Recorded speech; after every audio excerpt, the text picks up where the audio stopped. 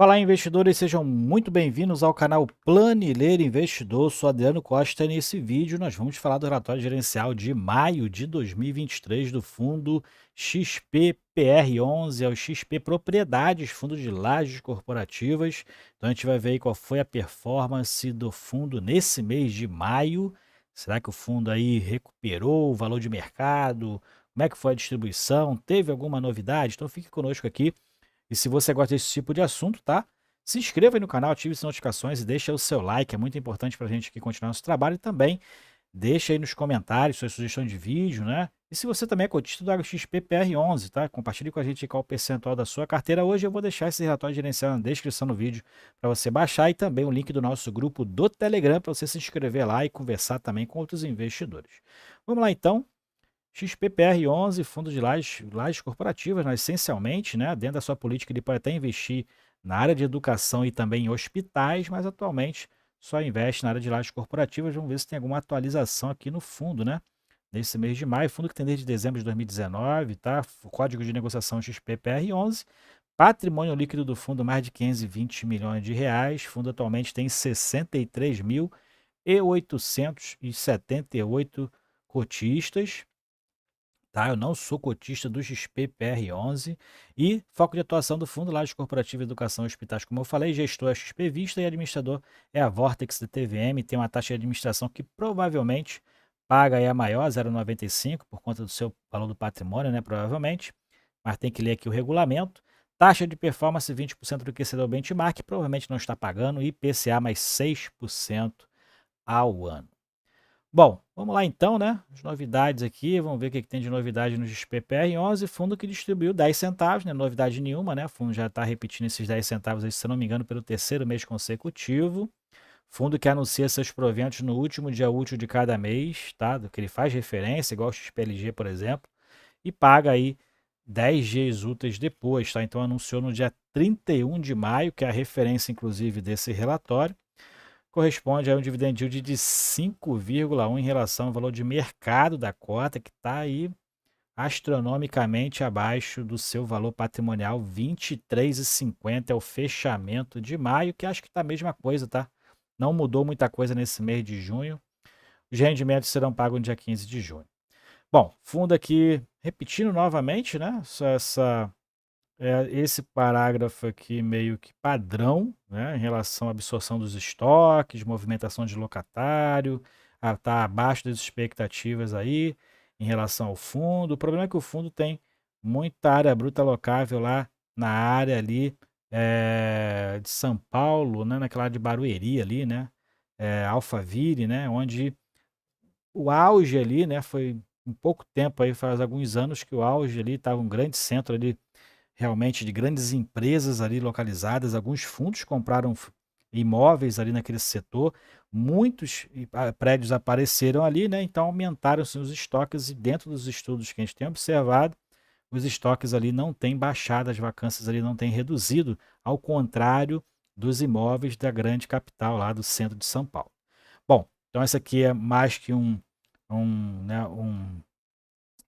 parágrafo padrão que eles têm colocado aqui, né, já há alguns meses, tá?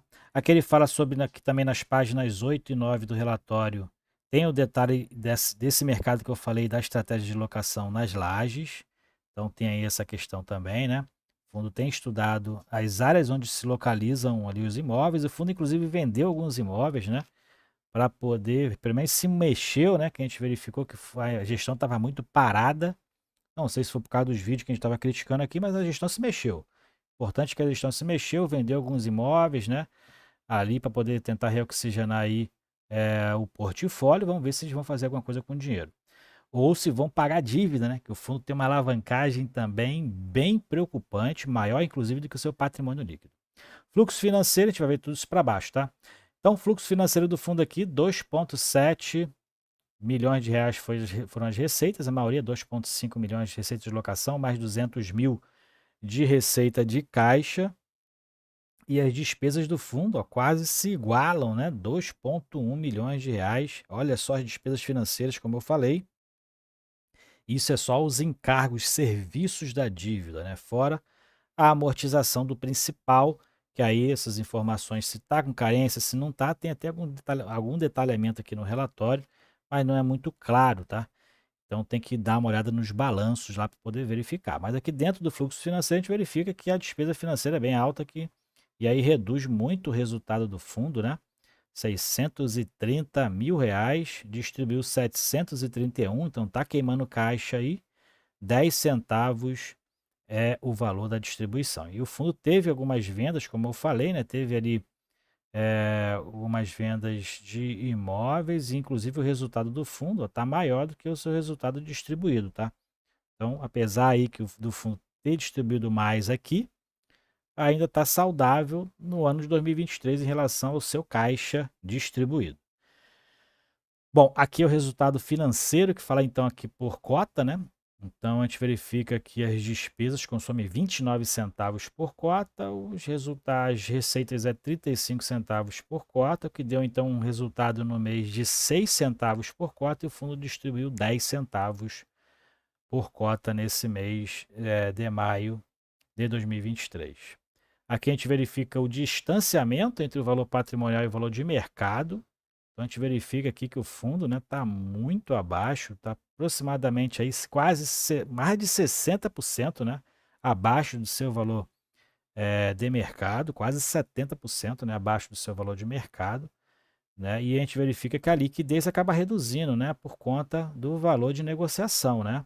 Aqui o valor, aqui, por exemplo, o fundo custava quase R$ 100 por cota, aqui estava entre 80 e 90, né? Aqui foi reduzindo, reduzindo, e aí acaba aqui dentro, atualmente sendo negociado em torno de R$ 25, R$ 30, a liquidez acaba reduzindo por conta do preço de negociação no mercado. Então é natural isso, que o fundo está muito abaixo do seu valor patrimonial observado nos últimos meses, né? Inclusive nos últimos anos. Aqui a gente verifica então a liquidez, 5,8 milhões de volume de negociação no mês de maio, com um giro de cotas de 3,4% dentro da média aí, né? Aqui a gente vê a rentabilidade do fundo, patrimônio líquido 521 milhões, valor patrimonial 71,24, valor de mercado 23,50 e o ganho de capital, então, na verdade, final de abril, o fundo estava menor do que esse valor de mercado. Então, em maio ainda teve uma valorizaçãozinha aí de 2,24%, tá? E o retorno total foi de 1,90% e fixo foi de 5,42%. Então, o fundo, apesar de ser um fundo de tijolo, não está acompanhando os outros fundos de tijolo, que inclusive é o que fez aumentar esse percentual do IFIX aqui de 5,42%. Aqui a gente verifica o valor do fundo mais os rendimentos distribuídos, que dá em torno de 43,22. Mas é claro, né, se você tivesse comprado a 23,50, né? Muita gente que teve esse rendimento aqui, essa diferença, comprou o fundo a 40, 50, 80, 90 reais, né? E mais para baixo a gente verifica o portfólio, 96% são imóveis, 100% dos contratos são contratos típicos, não tem uma diversificação tão grande assim em locatários, tá? Mas tem uma concentração de 20% ali na Shopee, 20% ali das receitas vem desse contrato da Shopee, 13% da Merck, 10% do Uber. Então, esses são os principais contratos do fundo. Comércio eletrônico, então, 100% aqui é a Shopee, né? Serviços financeiros, 17%, tem a Cielo, né? Tem outras ali que devem estar por dentro. E aqui a gente verifica que a correção dos contratos, a maioria é o IGPM, que está negativo, né? Então, fundo, além das contratos que vão ser renovados por agora, vai pegar aí uma renovação, provavelmente vai reduzir o valor ou vai manter aquilo que já está, né? E 40% é pelo IPCA. Vencimento dos contratos, 88% vence a partir de 2025. Na evolução da vacância não teve evolução, mas também não teve redução, né? 47%, o fundo não consegue sair desse patamar aqui de vacância, né? Muito preocupante isso, é porque eu falei, a maioria dos imóveis do fundo estão lá em Barueri, né? Tem dois aqui, se eu não me engano, o E-Tower e o Evolution são em Barueri, somente o FL Plaza, que atualmente o fundo só tem esses 3 imóveis, estão na cidade de São Paulo, né? Então são 3 imóveis performados, são 14 locatários inadimplência pelo menos é 0%, né, mas a vacância física 47%. Então são esses daqui, ó, como eu falei, o eTower e o Evolution estão em Barueri, onde o estoque de lajes corporativas estão altas e a vacância também está alta, né? E o edifício Faria Lima, que é o mais novo do fundo, né? Esse belo edifício aqui, onde o fundo tem uma participação que inclusive teve que vender parte dela, 10%, né?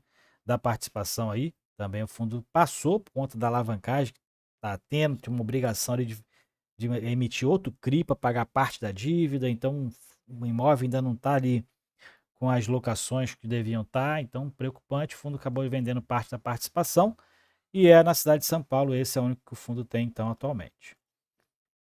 Então mais para baixo a gente verifica aqui o detalhamento por contrato, edifício Evolution, então está com uma área, bastante área vaga aqui, né, como a gente verifica, né, muita área vaga na verdade, né, olha, vago, tudo, quase tudo vago aqui.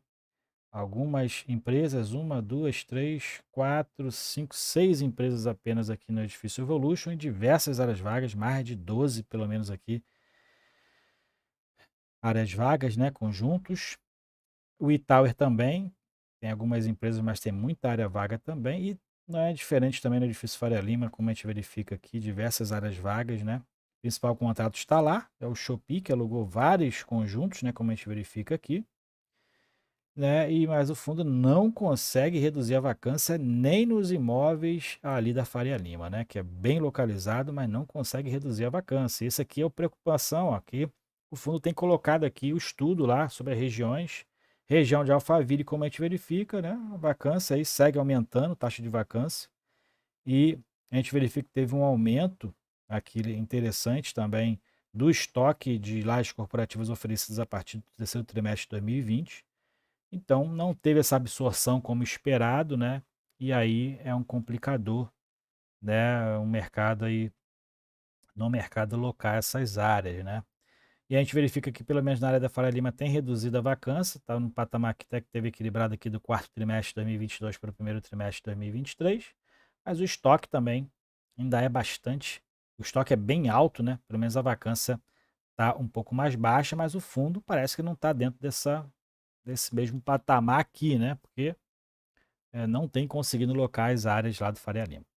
Bom, aqui são só as informações de possibilidade de conversão dos contratos. E aqui tem a parte do contas a pagar do fundo, que é a parte preocupante. Ó. Como a gente verifica, o fundo deve mais, tem mais financiamentos de terceiro do que patrimônio próprio, né? O patrimônio líquido na verdade, são os recursos próprios e o passivo exigível, o passivo do fundo, menos o patrimônio líquido é aquilo que ele tem de financiamento de terceiro. Então, o fundo é mais financiado por recursos de terceiro, como a gente verifica aqui, do que com recursos próprios dos próprios cotistas, no caso, né, que é o principal aí, dono do fundo. Então, o fundo é bem preocupante a questão da alavancagem do fundo, a gente segue observando isso, ok? Então é isso aí, são essas atualizações do XPPR11, espero que vocês tenham gostado do vídeo, se inscreva aí no canal, deixe seu like, tá bom? Compartilhe esse vídeo com outras pessoas e compartilhe com a gente então aí nos comentários qual é o percentual da sua carteira, se você tem XPPR então, aí se você é cotista do XPPR, eu não sou, tá?